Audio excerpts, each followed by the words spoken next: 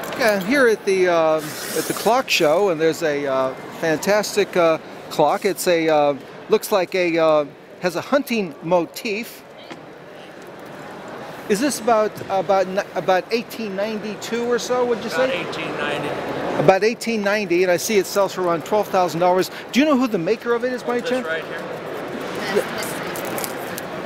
Yeah, Guimet. What was that? Guimet. Could you spell that? Guimet, I believe. Okay.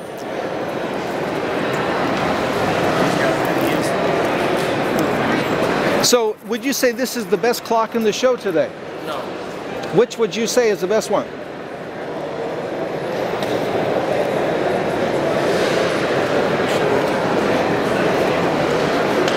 Probably this one. This one.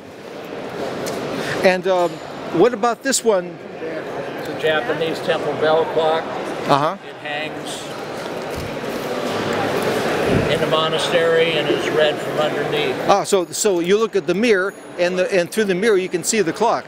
In this particular setting, but in its real life setting between 1750 and 1800 when it was built, it hung overhead. Oh. They looked at it from underneath or suspended it above a reflecting pool. Ah, I see. So what we've done is tried to simulate that. Over a reflecting pool. That must be a very beautiful thing. So how much would this sell for at this show today? 30,000. 30,000. Well, great. Well, thank you. And what is your name? Jim Sipper. James. Jim. Jim, and the last name is C-I-P-R-A. Correct. And are you an official with this organization, or just one of their best dealers? Well, I'm a dealer here today. I am an official in the national organization. Yes. I figured as much. Thank you. What about this one here? What can? English, about 1860, and it strikes quarter hours on 8 bells. It's called a skeleton clock because it has no case around it. It was designed this way to be seen. This particular one is in the architectural motif of Westminster Abbey Cathedral. So it's called the Westminster Abbey skeleton clock, and it was made by Evans of Handsworth. By who? Evans of Handsworth, England. Well, I assume this one, it's a more showier piece. It is. I assume it's probably got more attention than maybe the better piece. It has indeed, and that happens. Well, it's certainly a very lavish piece. They're about the same value. Ah, 30,000 as well. That's right. This is the one I would go with. I think it's just so obviously astounding.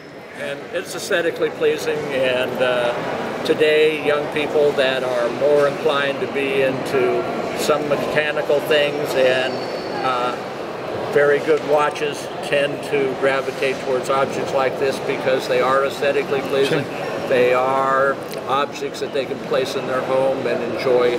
Now, would this be considered what the young people call steampunk? It's, you know that by a little stretch of the term steampunk, it certainly fits into that category. Because it kind of looks like it, because it's so complex and so interesting looking and be able to see inside it and see it work, and that is correct. And have you noticed any steampunk stuff here that you would say clearly is of a steampunk genre? Not really. Most of the things here are a little older. You don't find too much of that at this show. You find more of that at the Modernism show and some of the other shows that you frequent. Ah, I got 4 shows today. Okay, well, thank you very much. You're very welcome. It's good to see you again. Thank you.